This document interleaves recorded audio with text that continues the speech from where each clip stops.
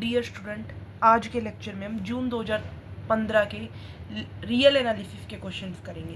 तो क्वेश्चन क्या आया हुआ था, जो sum of the series 1/1 factorial 1 + 2/2 factorial 1 + 2 + 3/3 factorial equals e/2 3e/2 1 + e/2। तो हमारे पास क्या है, ये a1 है, ये a2 है, ये a3 है। तो f1 क्या होगा a1, h2 क्या होगा a1 + a2, s3 क्या होगा a1 + a2 + a3। तो a1 क्या है 1/1 फैक्टोरियल, तो इसको लिख सकते हैं 1 × 1 + 1/2 फैक्टोरियल लिख सकते हैं ना। इस तरीके से इसको भी लिख सकते हैं, s3 को भी लिख सकते हैं। अब देखो fn हमारे पास ये है a1 + a2 + a3 + an, तो हमारे पास n × n + 1/2 × n फैक्टोरियल। तो इसको हम n × n + 1/2 × n फैक्टोरियल को n × n-1 का फैक्टोरियल, n से n कट गया, n + 1/2 × n-1 का फैक्टोरियल। तो हम इसको अलग अलग लिख दिया, 1/2 बाहर ले लिया, n-1 + 2/n-1 का फैक्टोरियल, n-1 का फैक्टोरियल।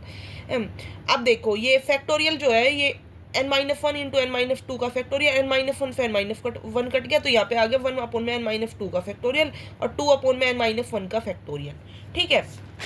अब देखो हमें पता है ये एक्सपेंशन होता है e⁻x का 1 + x + x² 2 factorial x⁻3/3 factorial. अगर यहाँ पे x को 1 रख दिया तो हमारे पास ये फैक्टोरियल बन गया। अब ये टर्म है, ये भी e बन रही है और ये भी e बन रही है, तो हमने लिख दिया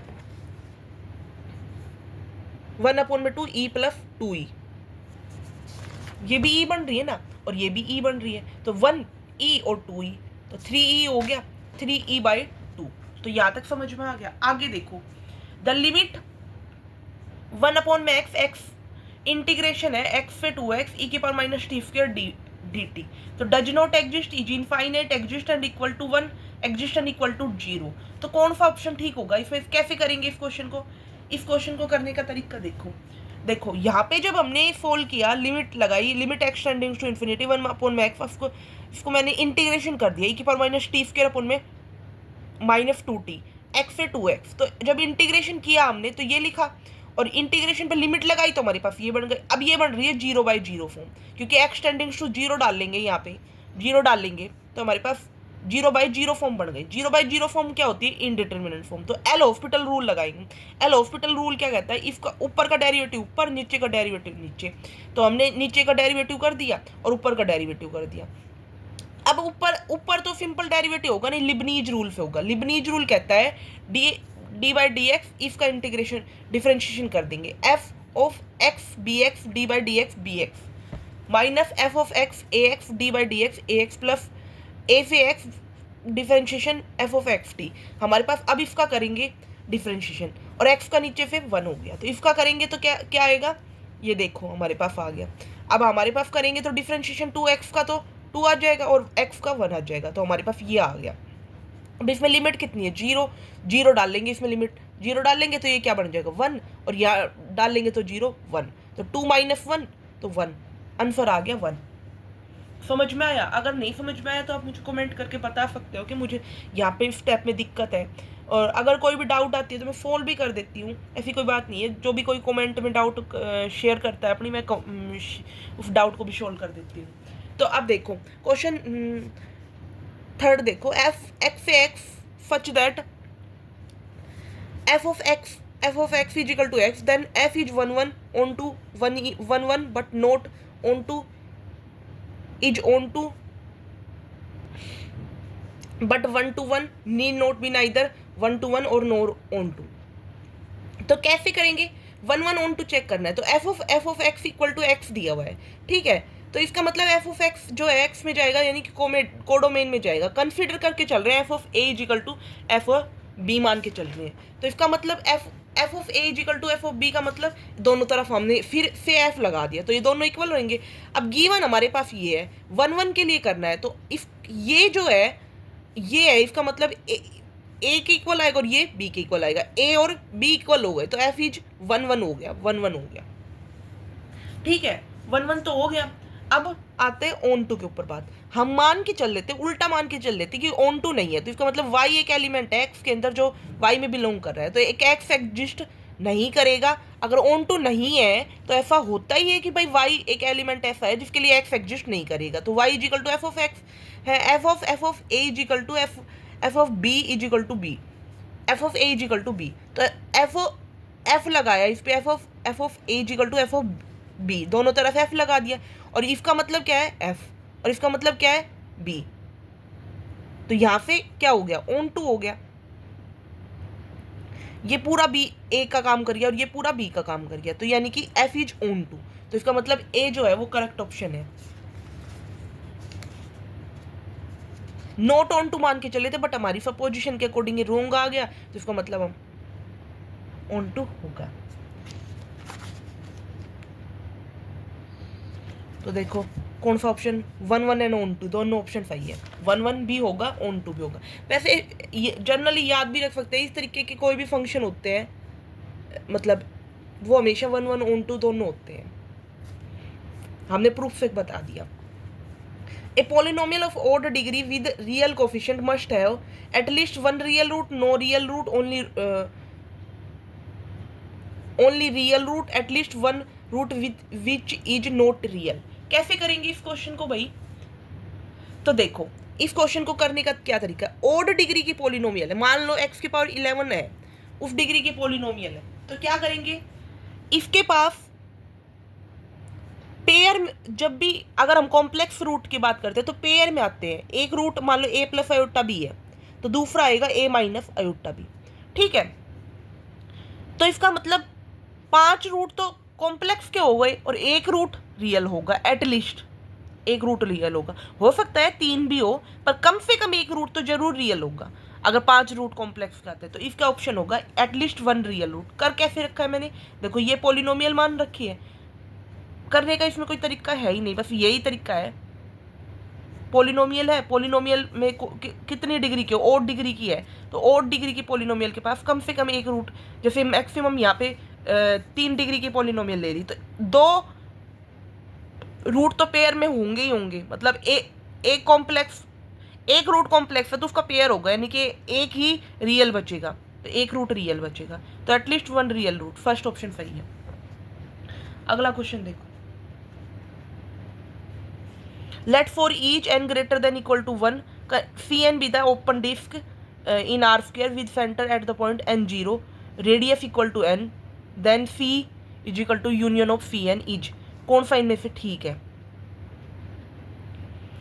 तो भाई देखो अगर हम ओपन यूनिट डिस्क दे रखे तो अगर सेंटर 1 करके बनाएंगे फिर सेंटर 2 करके बनाएंगे, सेंटर 2 करके बनाएंगे तो हमारे पास यहाँ ऐसे बनेगी डिस्क,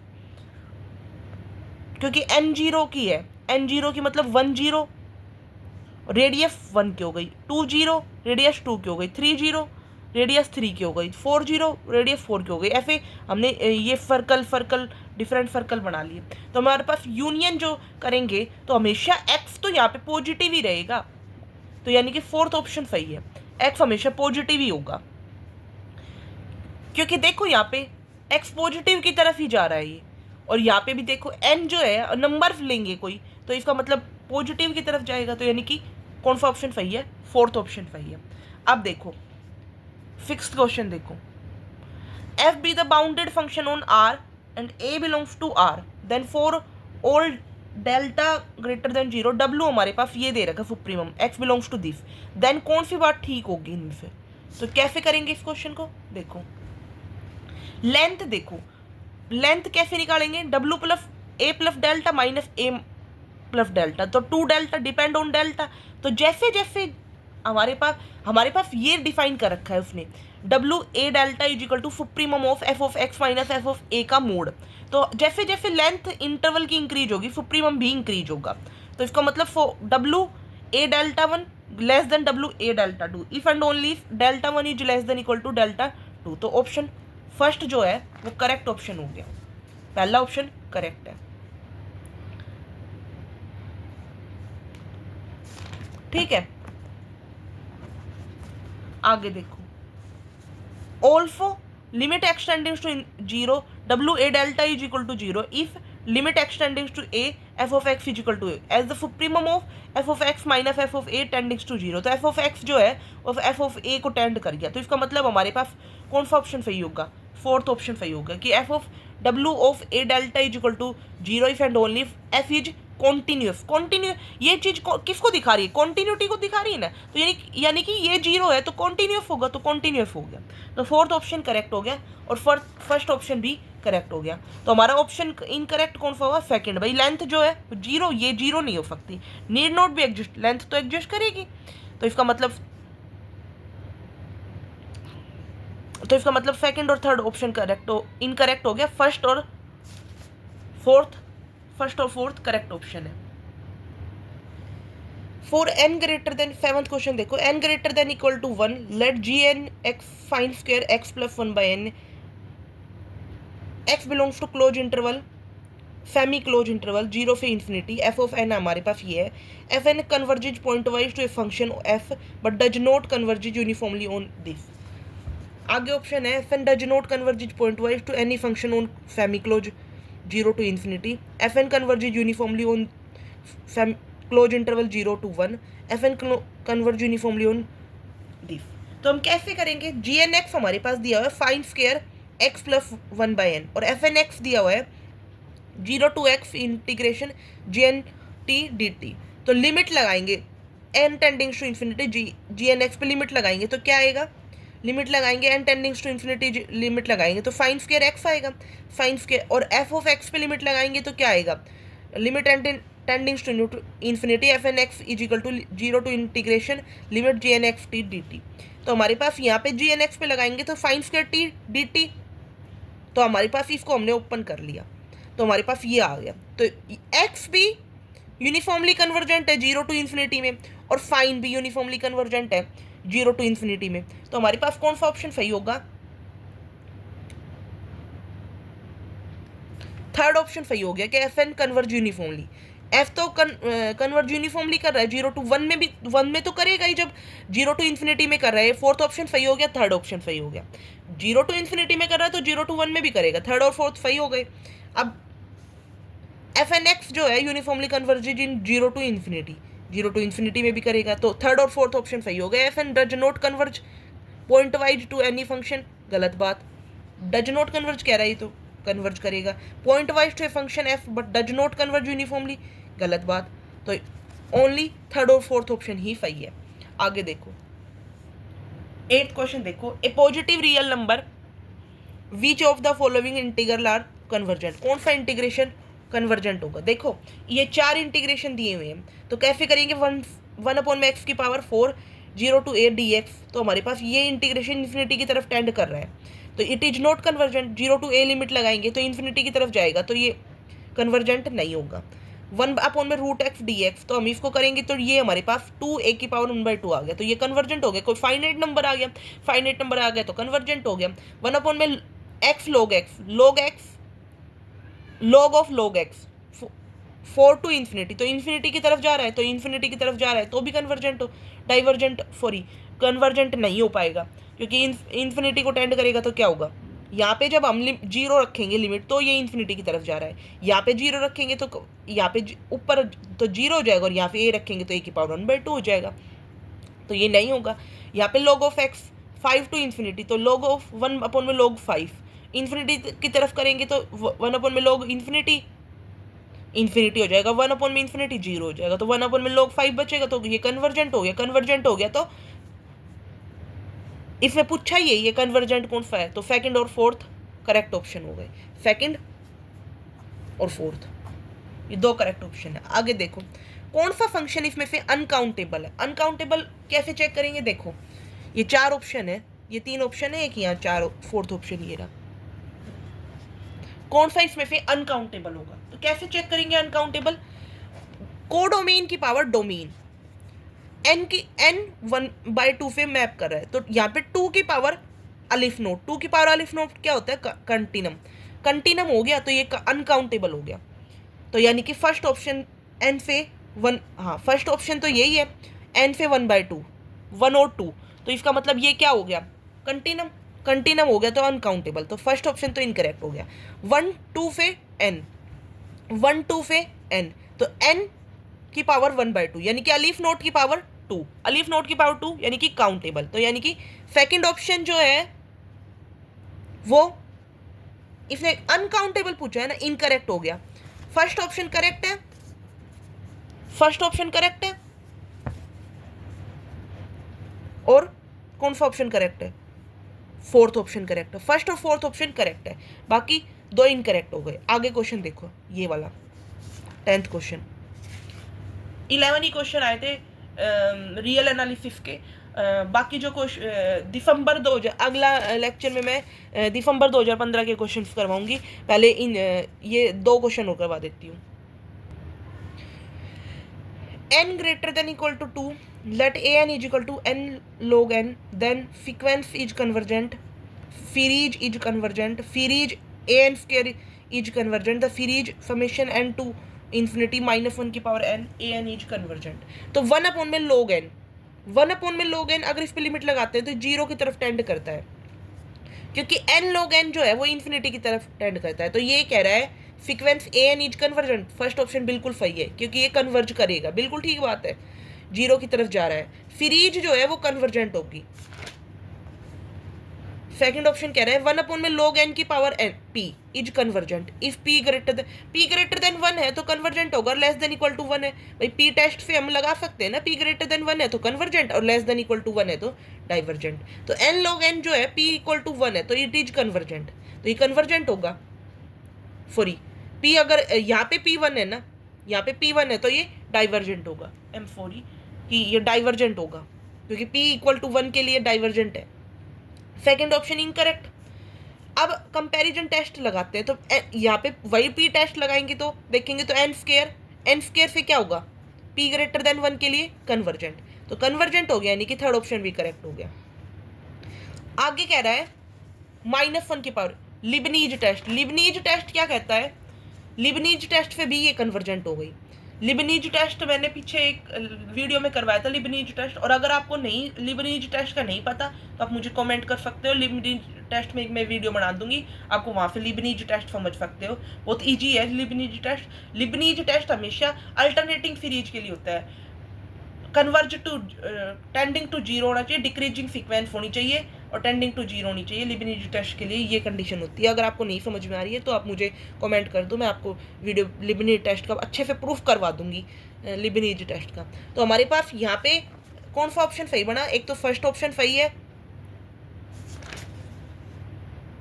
और एक